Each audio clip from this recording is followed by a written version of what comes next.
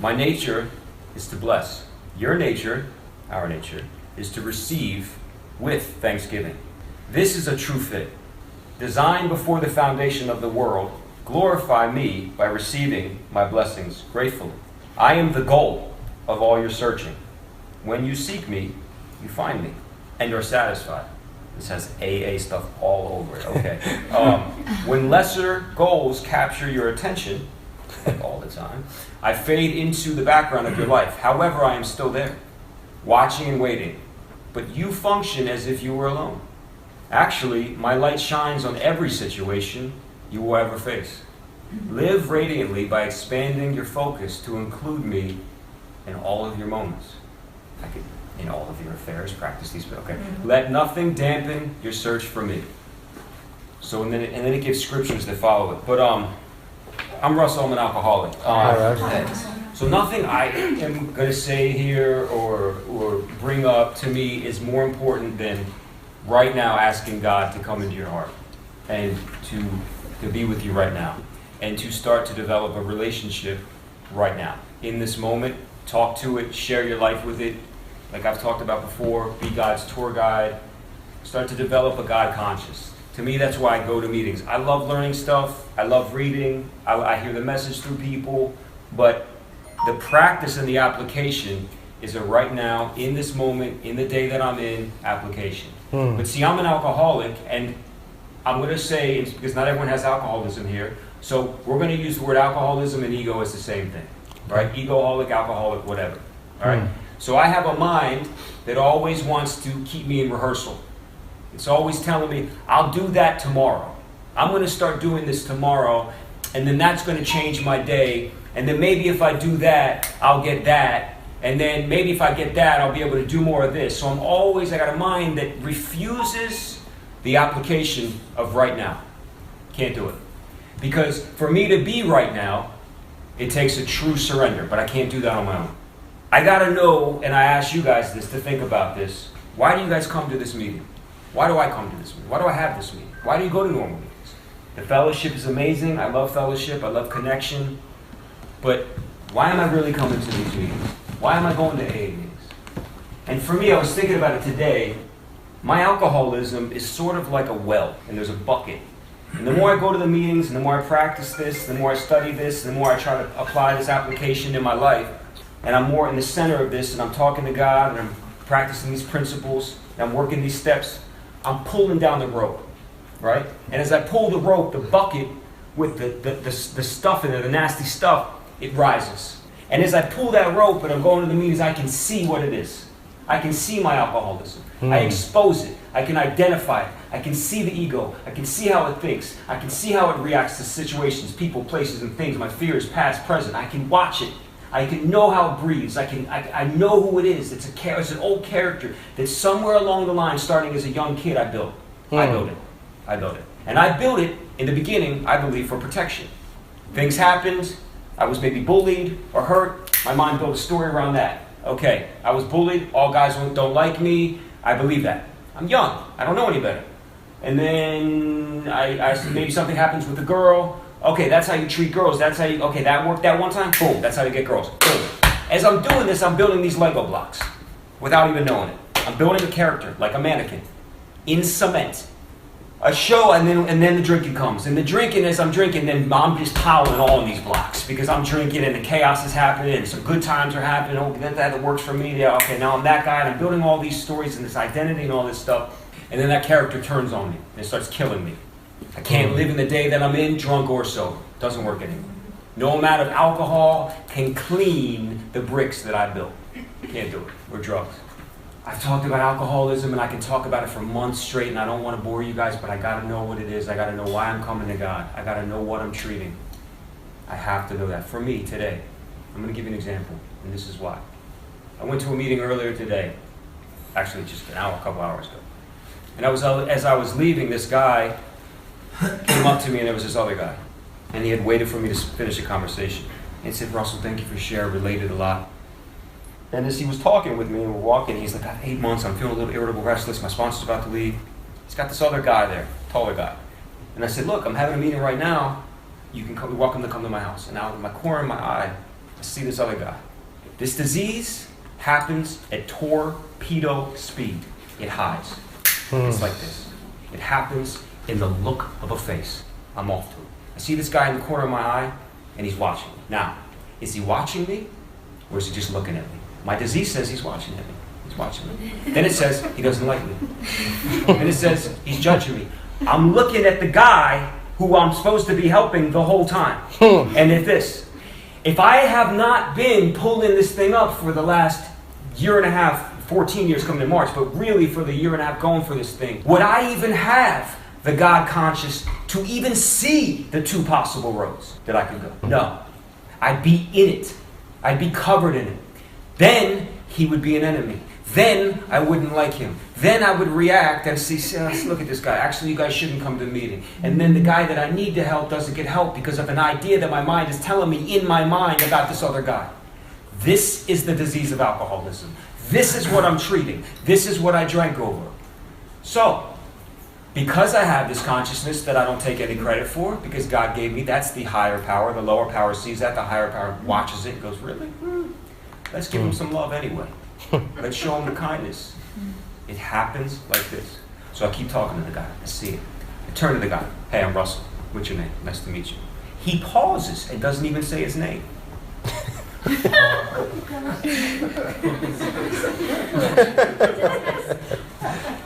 I am again. Doesn't matter. All right. There's principles I live by, right? I wait. I smile. He finally says, I'm Jackson. I said, cool. Nice to meet you. His friend then leaves.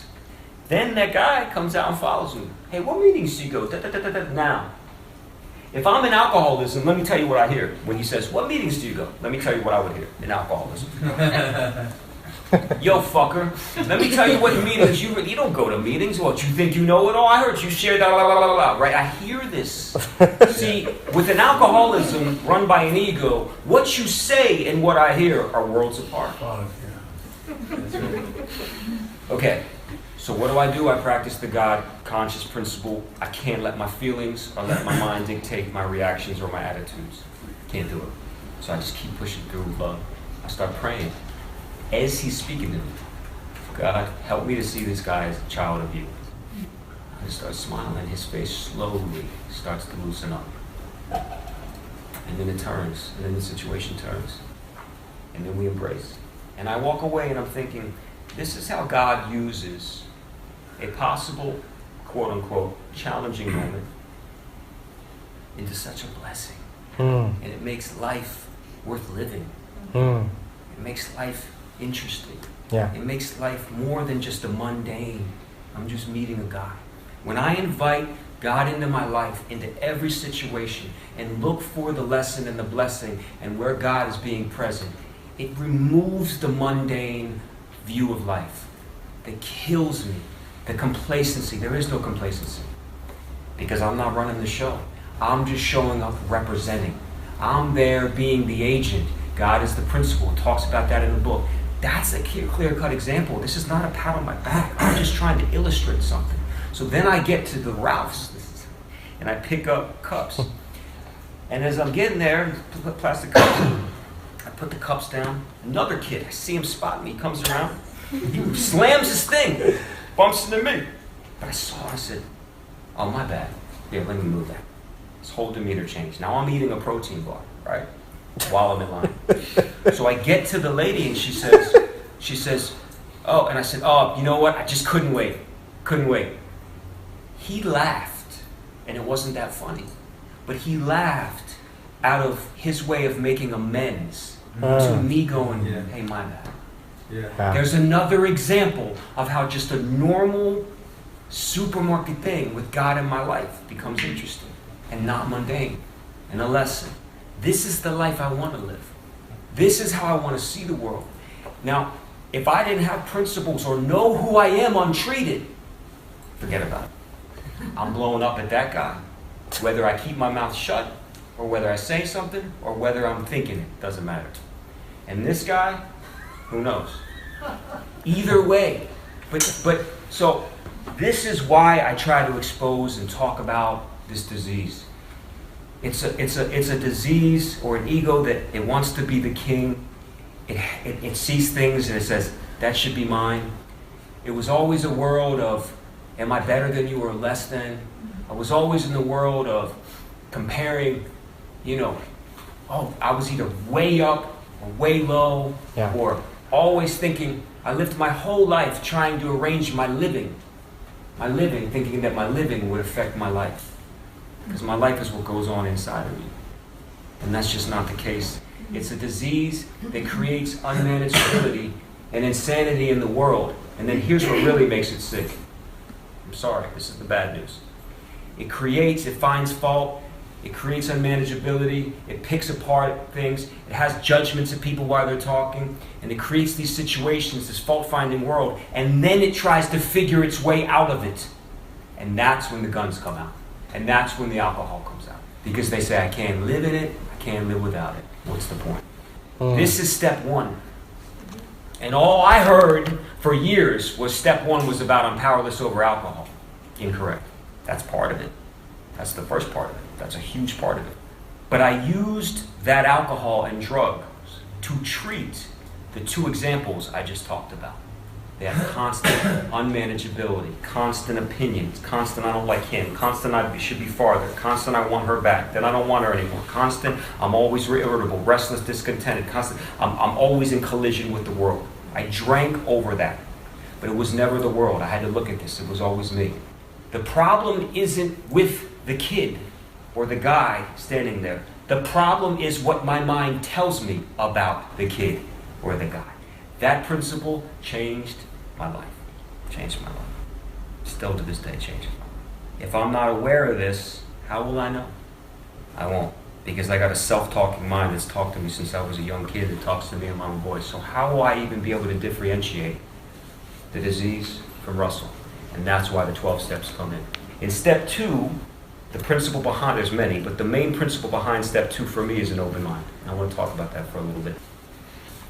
An open mind for me is asking me to be completely removed right now. Because if I said forever, it's impossible. It's impossible. But right now, in this day that I'm in, free of all of my old ideas. It says this in every meeting. But I never listen, because my mind tells me I don't need to listen because I've heard it. That's alcoholism. It says some of us tried to hold on to our old ideas. The result was no until we let go absolutely. It doesn't say let go kind of. It says let go absolutely. What is letting go absolutely? That is all the identities and the bricks and the ways and the opinions and the judgments that my parents told me, that I built, that I think I need, the character I think I need to be, I'm successful, I'm supposed to be this, I should be that, all that stuff. Right now, I let it all go. In this moment. That's it. Just for this moment, I let it all go. I stopped figuring it out. I stopped running the show because running the show has been killing me. And I've been running it with old ideas that don't work anymore. Drunk or sober. Drunk or clean, because if I'm sober, I'm like. And then, so as I do this, I say, okay, they're talking about this power greater than myself. Well, myself is the mind I've just been talking about. So my question then goes, who is this power? Who's this power that's greater than me? My job is to find and to develop a relationship with this power, to invite this power. It doesn't even say God yet. It's funny. That's why the steps are in order. To invite this power into my life. How do I do that? Well, I do it right away when I wake up. I've talked about this over and over. I do it while I'm listening to others. I do it while I'm driving. I do it while I'm walking. I do it while I'm looking at Nancy. I do it while I'm listening to my mom. I do it while I'm making music, before I make music. I do it before I'm about to call someone down. Application is a right now way of life. Because if I'm not with this power or seeking this power, as it says, seek my face, I'm seeking my old ideas and my alcoholism is back, ready to go. As I do this, something happens. As I go for a power and create a God conscious, things happen. Things happen. Weird things happen. People want to be around me. People trust me to help them. People smile at me. Strangers smile at me. No one smiled at me when I was out, you know? My parents say, what's happened to you? We're so proud of you. Can you talk to your brothers? Are you kidding? I pay my bills all the time. You know? I look forward to the day I'm in. I smile at people. I see the good in people. I drive. I have tears down my most days of just seeing the small. They're not small, but just things, just the trees or whatever. The gratitude. Something changes. I'm given a life beyond my dreams. Because my dreams They come from the self. The self can never be satisfied. So, I have to accept this. I'm going to stop after this, but I have to accept this. I can't just admit it. For me, accepting means I'm willing to do something about it. I'm willing to do something. Admitting, I can admit anything. I can admit, I'm overweight, so I'm eating cake. I can admit whatever, it doesn't matter. But when I accept this, I'm willing to go for something. And the willingness too, as it talks about in step 3, the willingness for me is a principle too. Because when I say principles, that just sounds like a big funny word. I had to ask myself, what do principles mean? They mean truths. Still, that didn't make sense to me. I need to know, I need to see it. A principle to me is a road that's been traveled that works. So I don't have to question. And for me, the principle of willingness, see what I'm turning over to God, my will is what I do. My will is my intelligence. My will is what has gotten me in trouble in the first place. So I'm handing my will back in step 3. God, you know better than me. Now. It's not a one-time thing, because then the mind comes back, the ego comes back. All someone has to do is look at me wrong. I could go and go and go. I don't want to do that. So I want to just go through this one more time. But I will say that I have love for every one of you in this room. I really do. And I will say that none of you are alone. You're not alone anymore. You don't have to be alone. I was alone in my head for the majority of my life because I was Russell conscious all the time. And as I go and apply these steps as a way of life, right now, something changes. And then God comes into my life and I'm not alone. I don't have to be alone. In separation, in that feeling of being alone, in I'm separate, I believe is where all diseases just flourish. But when I'm connected and when I feel the Spirit, I'm changed from the inside out. There's beautiful hope in this program. I couldn't go an hour without putting something in my body. An hour. And there were moments in my sobriety where I thought, I don't want to live. So, the application for today. Seek my face. It's telling me to do something right upon it. And you will find more than you ever dreamed possible. Let me displace worry at the center of your being. There's another principle. Let go. I am like the supersaturated cloud showering peace into the pool of your mind. It's funny how it says mind. My nature is to bless. Your nature, my nature, is to receive with thanksgiving. Whether or not I feel it's a thanksgiving thing to be receiving or not. Whether or not my job is to praise. Whether or not I feel it's bad or good or I don't know, this doesn't make sense or whatever, my job is to praise. That's the principle. This is a true fit, designed before the foundation of the world. Glorify me by receiving my blessings gratefully. There it is again. I am the goal of all your searching. Amen. When you seek me, you find me. I found God in those 2 situations right there. I'm not trying to be cheesy or I'm serious. I saw the Spirit. That's what this means for me. I'm going to stop there. So thank you for letting me just